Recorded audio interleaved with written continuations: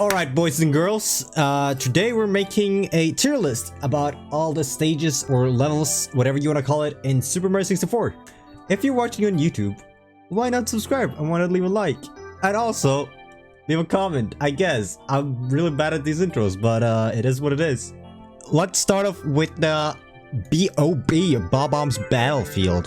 What do I even have to say about this one? I mean, it's like super iconic. Everybody knows what Bob-omb Battlefield is. Everybody knows the Chain Chomp is there. Everybody knows that King Womp is there. The layout is pretty basic. It's luckily not very buggy. It doesn't have any like invisible walls and stuff. It has the cannon, which you have to come back for later. But it doesn't really try to be any special, but it's just a really good basic stage. So A tier it is. Next up we got Wild's Fortress Reset Hell if you are a speedrunner, which is always fun. It's pretty cool how the stage changes after you beat the boss. That's cool. I think it's fairly small. It's actually a pretty small stage because you just climb upwards. So it's more a vertical stage than a horizontal one, which is kind of weird. But I think that applies to a lot of the levels actually, now that I think about it. I've never thought about that before, how vertical the games are, well, the levels are. I mean, yeah, it is literally a fortress, but you have to climb up to the fortress. You're supposed to go up in a fortress, you Pepega, shut up.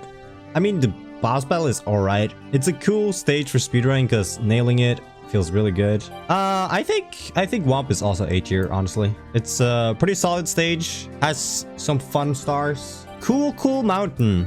Racing the penguin is super cool, but some of the later like stars are kind of whack, and I don't like how like you basically have to do the same thing twice. I mean, that is a recurring event, but it's especially notable here because you have to do the slide twice, which is like part of the main appeal of it. Still a solid stage. I love the fact that they fake you out with a fake penguin. That's pretty funny. It has the like ski lift, which is nice. Pretty slow, but it's just relaxing to take it. And we'll put it in B.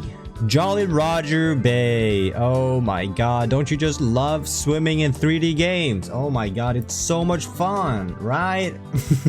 This stage has a ton of swimming in it. I do not like it. I feel like it's just such a slower paced stage just because it's underwater. I mean, the ship is cool, I guess. It's not very memorable, as you can see by Eel saying he forgot Jolly Roger Bay even existed. I wish they went more into the pirate theming, honestly, instead of just having this cave with a lake in it and it just happens to like have a ship there. When you think Super Mario 64, do you really think Jolly Roger Bay? I don't think you do. C tier. Which stage is next? Next you go basement, right? So this is no, LLL is next. I like Lethal Lava Land. The fact that you can go into the volcano is pretty cool. Man, it literally is a lava land because there's lava everywhere. The stages, damn, now that I think about it, all the stages feel so much smaller in my head than they feel while I'm playing the game. It's challenging if you're casual, I guess. I don't know. I like that there's like basically two areas. It's the same for Shifty Sandland. Or Shifting Sandland, which is the actual name. There's two areas. It's kind of nice that like there's a couple stars in each area.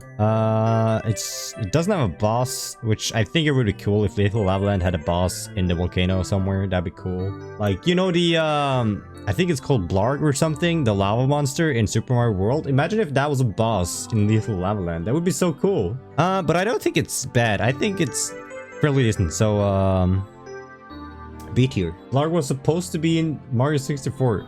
I know, but I don't know if it was meant to be a boss or a common enemy. I'm not sure, but I wish it was a boss. I guess we should do Big Boo's Haunt as well, actually. I feel like Big Boo's Haunt is pretty memorable. It's definitely more memorable than Jolly Roger Bay. It's pretty fun. It has the whole like haunted house feel, which I really like. It has a lot of personality with all the ghosts. It has the spooky ass piano that haunts people's dreams to this day.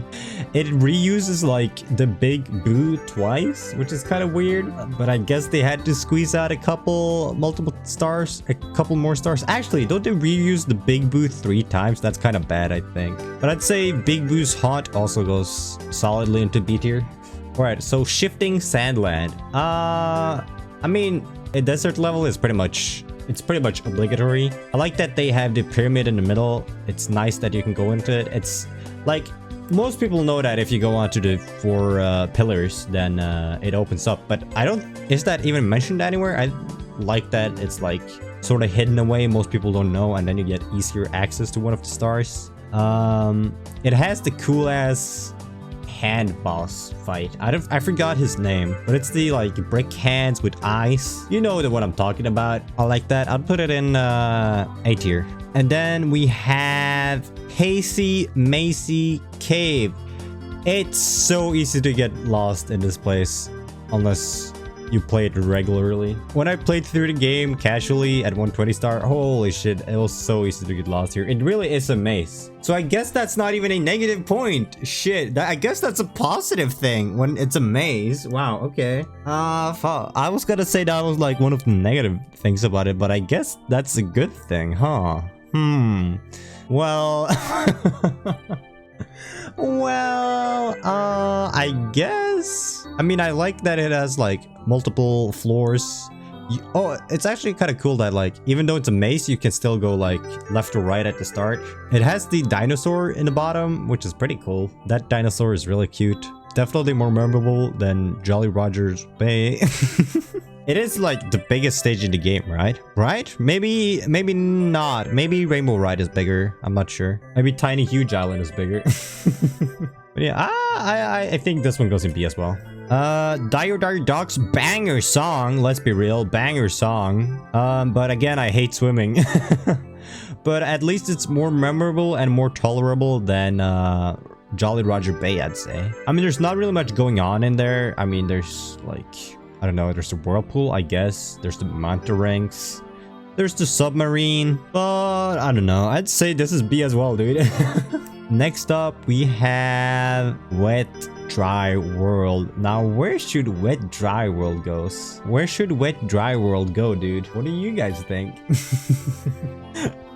I mean, Wet Dry World. Wet Dry World is awesome. Oh, hell no. Hell no. I've always disliked Wet Dry World, dude. I've always disliked it. The theming is so whack. The theming is so whack. What is it even supposed to be? You're like in a box and there's a bunch of shit there. Nothing makes sense. You jump over the fence. You go to the underwater town that is just randomly there for no reason. It just feels... Okay, here's what I think happened. Nintendo were like, guys, we need another level. And they're like, oh, fuck it. Just throw all the assets into one level.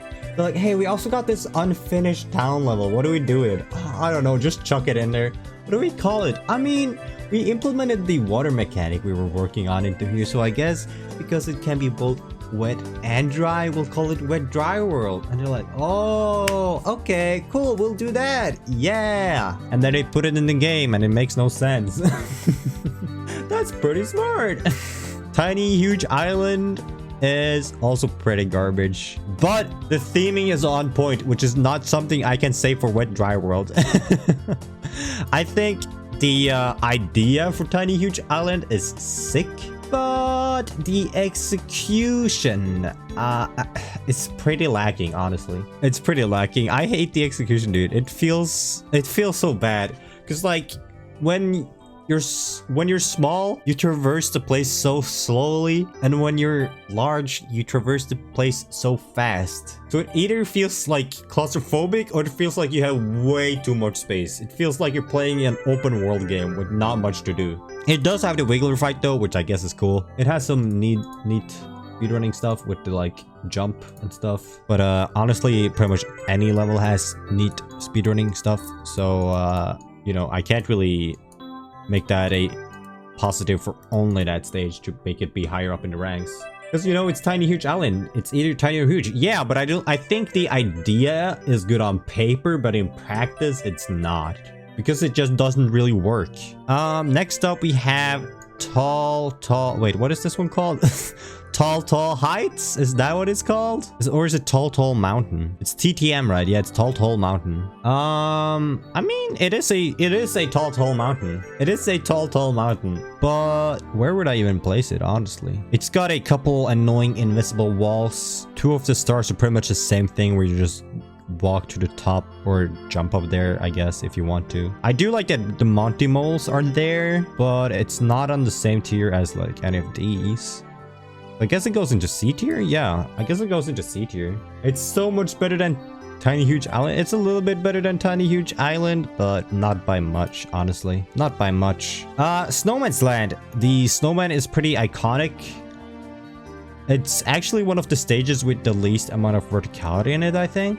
Because there's not really much to climb up other than the snowman. I mean, there's a couple hills. It has the like chilled bullies, which is kind of cool just from a design perspective. I think this one goes in B as well. Yeah, it's a little bit small, but it does what it's meant to do.